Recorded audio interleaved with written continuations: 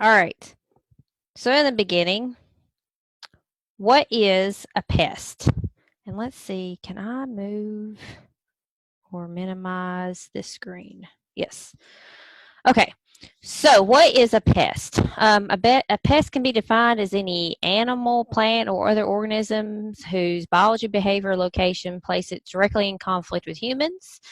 And insects usually go into that because of human health and just generally destroying things.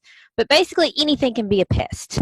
And I have a picture of a morning glory here because a lot of, if it's a pest, it really depends on the person or the situation. So I grew up on a burley tobacco farm here in Lee County, and growing up, it was my job to be out in that tobacco patch holing out morning glories. And morning glories are notorious. They'll go around the tobacco and grow up, kind of use it as a trail lesson. You try to jerk them off and you end up jerking off leaves, and in tobacco, you sell those leaves. And so I was not too keen on morning glories. Morning glories to somebody that's worked in tobacco is not happiness.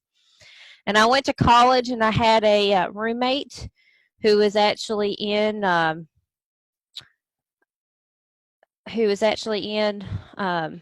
horticulture. And for my birthday, she cultivated me all these morning glories and all these different varieties of morning glories. And she was very proud of herself, and I did not tell her, but to me, that was like giving me the plague. So she thought morning glories were a beautiful flower, and I thought it was pretty much like giving me the plague. So a pest can be, depending on the situation, about anything can be a pest. For us to have pests, we have to, this is actually, there's a disease triangle is what we call it, but I've modified it. I've modified it to where it can include any pest. So for this, we have to have a host, something that pest is bothering or that pest likes. We got to have the right conditions for disease. It needs to be rain. It needs to be able to have like the wind bringing in the spores. It has to have the right conditions, and then we have to have the pest present or the ability for the pest to present itself. Okay, so we kind of have to have all three of those things going on for us to have a pest. When we talk about pest management, our greatest thing that we can do is called integrated pest management. And integrated pest management is basically looking at all of the techniques and practices that we can do and picking different practices that will affect the population of the pest, but and try to bring that below economic injury, but also not harm the environment. So looking at all of our options and picking out the ones that are going to cause the least amount of trouble. And usually we break down the different integrated pest management practices into kind of 4 categories. So we have cultural practices, mechanical practices. Sometimes you'll hear this be called physical practices. I'm old school and I learned it as mechanical, biological, and chemical. Okay, and over here to the right, we kind of have a nice, pretty logo by IPM that has all the different kind of things that we go about when we're thinking about IPM. And we'll go more into this. So some keys to IPM is scouting for problems. If we don't know we have a problem, then how are we going to do anything about it? And being able to find that problem early is very necessary. And then we have to be able to identify that pest. So making sure we have the right pest, that this is exactly what the problem is. And also another key is trying to prevent problems. So maybe making sure that we do different things so that we try not to have that pest. Another key is to look at the best options and trying to pick our one that maybe causes the least amount of environmental issues. And then once we pick a control, that we use it properly. All right, so as we look at this, cultural practices, some examples of this, and this is things that we can do just to change things. So it would be variety selection. Okay, so we may pick a variety that is more resistant to disease. Planting dates and planting rates. Different situations, planting dates especially. I grow pumpkins. So for me, my early pumpkins are the ones that I have the least amount of trouble with. I don't have insect problems. I have not as much disease problems because they've been planted early. When we get later in the season, then you start usually having more problems. Making sure that we have enough proper fertilization can be very important. Crop rotation. Anytime that we continuously have something in a field, that can promote disease, it can promote insects, and it can promote weeds. So crop rotation helps bust that cycle up. And overall that we're doing good management. Those are cultural practices. Then if we talk mechanical controls. All right, so mechanical controls include things like cultivation. Like I said, I grew up on a burley tobacco farm. That was one of our ways of tobacco production, was that you cultivated, which basically is you take cultivators on a tractor and you're actually moving the dirt around the plant. Stalk or plant destruction. So um, getting rid of that residue, plowing it down is another option, but removing plant residues and stalks. Mowing and bush hogging is a more common one that we think about for mechanical control, especially for weeds. And water control, and this is one sometimes people don't think about, but you know, water has a huge issue, and us removing it can be a huge help. Or having water if you're doing rice. So biological controls, this is things that biologically work. So promoting beneficial insects. A lot of people don't like this, but using genetically engineered crops. One of those examples would be BT corn. We've had BT corn since really the 80s, but that is one that is actually an engineered crop that prevents us from having a pest, and using pheromone traps. And that's a picture there of a pheromone trap. All right. Now, this is the one that everybody thinks about when we talk about pest controls. They think about applying some kind of chemical. And if we are going to do a pesticide application, we need to think about several things. So timing based on the crop or the pest, you know, how many are there, can affect our decision. Using the least toxic option that we can, using the rate, making sure our equipment is set right, and trying to do a precision application. So pesticides, and sometimes I get a lot of questions about this. Pesticides actually is the overall word for herbicides, insecticides, fungicides, and all the other sides out there. It's the overarching name for it. And in our state, the label is the law. So whatever is on the pesticide label is exactly what you're legally allowed to do with it. It's actually a legally binding contract. Um, and one of the issues I see a lot of times is, one, you really need to read the label, and sometimes people don't do that. So there's a picture of a guy down there reading his label, and then we need to make sure that we have the proper equipment on. This guy that we have pictures of, he's got all the proper equipment on, which the products you may use, you probably don't need a respirator and you may not need safety glasses. But usually the minimum for most pesticides is long pants, long sleeves, chemical resistant gloves, and shoes. All right, so protecting pollinators, and we got into this a little bit last week, but there's actually Pacific on the label. Pacific talks about how to protect pollinators. Some of the main key points is that you want to spray later of the evening when the bees aren't out foraging, and quite often the flowers are like closed up at that point in time, especially for like cucurbits and things like that. Try to spray when the blooms aren't out if you can, or when the weeds don't have their blooms out. And you can always contact, if you know who your local beekeepers are and you've got to do an application and you think it's close enough to that it could be an issue, you could let them know, and they can actually keep their bees in the hive for a while and keep them out of the way. And there's actually a program by the state that they are doing. It's called Field Watch. And I meant to put that in our slides, and I just now realized I didn't get it in there.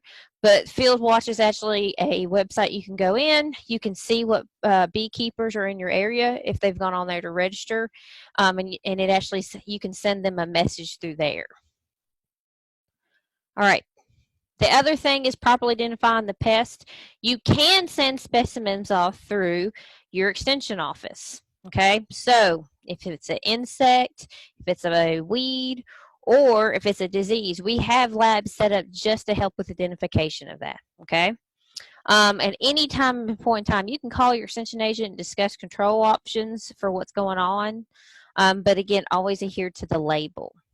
So now we're going to talk about these concepts in terms of specifically to disease, insect, and weed management, because those are our biggest pests that we deal with, especially in home gardens. So I'm going to start with diseases. So for diseases, we have a lot of options for culture. You know, we can set us up to have disease problems, and we can set ourselves up to not have as much disease problems, okay? Site selection is a big one, okay? Just in terms of it being too wet of a site, or you have a site that has too much shade, things like that can promote disease. As we go through this, I'm just going to highlight a few of them. Making sure we have disease-free transplants is pretty important. Maybe we need to make sure we have a disease treatment on our seed. Making sure we have the right planting date. Sanitation, if we do get a disease, pulling it out of that area and making sure it's not going to infest the others, and also making sure it's not going to harbor that disease for next year. Making sure that we might maybe picking resistant varieties. Proper spacing actually can be really important in terms of disease control. If it's too crowded, that promotes not enough airflow, and we can set ourselves up for disease. So there's a lot of things on the cultural side that we can do. One of the odd ones you may ask me about is I've got on here, avoid using tobacco products. Tobacco actually carries quite a few diseases, and one of the stories I've always heard about locally was there was a man seeding tomato plants in a greenhouse, and he was smoking, and all those tomatoes ended up with tobacco mosaic virus, which is a very common one that we kind of see, and they can carry back and forth, and that's why I've kind of always added it in there, is that because of that very reason. All right, so now looking at disease control, we have biological controls, and sometimes there's some beneficial bacteria that can help us in that department, and then chemical controls. I didn't really come up with any mechanical controls that I can think of. You might know of some, other than just covering plants up at different times. I don't really know of any mechanical controls for disease, but for chemical controls, we have bactericides, fungicides, and also just specifically chemical placement like on the seed or in the soil. And just an overall arching thing I'd like to mention is disease control, is that quite often we need to have a protectant. A lot of our fungicides are not like a fix it, like I have this disease and it fixes it. It's more preventative. So here's some of the common ones that we'll find, and I've given some local names that you'll see, but chlorothalonil, dactylil's kind of a common name you'll find for that. Bravo's another. Manzeb and Manzate is kind of a common name for it, Maneb. But these need to be done every 7 to 10 days as a protectant, and they need to be done before rainfall events. They need to be on there before there's the potential of having the issue, and quite often people don't realize that. They think that it's a cure, and it's really a preventative measure. The overarching things I would like you to know about disease management is buy locally started transplants when you can, just to minimize your disease issues, and actually go and look at their transplants and make sure that they are disease-free. Buy varieties that are disease-resistant or treated seed. Rotating crops and remove diseased plants from the garden area. So you may think, I can't do crop rotation in my garden, but you can move the placement within that garden usually. Controlling weeds can help in maintaining proper fertility, prevent watering foliage, and walking through the garden when it's wet. And the reason why I say that is if a plant has a disease and you walk through it while it's wet, you'll carry those spores with you and kind of help set up some more disease issues. And then always scout your garden regularly for problems and try to catch it early. This was in our tomato presentation. This is Mountain Merit. Mountain Merit actually has some resistance to early and late blight. So it'd be a good example of picking disease resistance. So now we'll go into insects. So insects for cultural control, some things is, again, crop rotation basically, and planting time. Mechanical controls would include weed control around the garden and removing plants when they're done. If we look at biological controls, and we end up having a lot of biological controls for insect management. So we can promote beneficial insects, we can use pheromone type traps, we can also use other animals to help control. So guineas is a good example. I know several people that like to keep guineas around because they eat all these insects. And we also can do something called trap cropping that we're going to talk a little bit more about. And then, of course, we have chemical controls, especially for insects. We need to look at the appropriate time to spray, the least toxic option, and sometimes we have some biological-based pesticides such as BT that we can use. So talking about proper timing, I get a lot of phone calls every year, and people will ask me about the moles in their yard. There's these moles, and they have just absolutely tore up their whole yard. And usually the root of the problem is that they have a lot of grubs, and those grubs turn into Japanese beetles. And so quite often people will be trying to control Japanese beetles after they're already out, and that can be hard to do when they could really fight them back when they're in the grub stage and prevent the moles from wanting to be in their yard to begin with. So the Japanese beetle life cycle, we've got a nice picture of that here. And if you look at July, August, you can tell that's the time period that they're the youngest and they're nearest to the ground. And that's actually the time period it's recommended to treat them. You'll read packages and they'll say that you can treat them a big, huge window of time, but the actual truly best time is at July and August. So if we catch them then, we'll have less Japanese beetles the following year. Plus, we won't have the moles in our yard. So that's what we're talking about with proper timing. Beneficial insects. There's lots of beneficial insects. Here I've got a picture of an assassin bug, and he's actually taking out another one, a problem one. But we have all kinds of different beneficials, lady beetles, parasitic wasp, and there's a picture of a parasitic wasp over there, praying mantises. But all these beneficial insects basically will feed off of these other insects. So we can work to promote them. One of the ways is to make sure we have the beneficial habitat, things that they like to live on. And this can be counterintuitive. If I tell you to mow all the grass around the edge of the garden, if it's truly just grass and not anything else, that's a harbor for some things. But if you intentionally kind of plant some beneficial habitat, that's a different story. So here's some things that we can plant. You can see that there's actually Queensland's lace, which usually comes up on its own. Granted, it can be a harbor for chiggers, and I will warn you about that. But anything in the carrot family, the aster family, which includes sunflowers. Legumes, some different legumes are really great. This is a picture of hairy vetch, which is a pretty common one that we can find around here. Mustard family and the verbena family. So lots of different options here to try to promote a habitat for them. Trap cropping.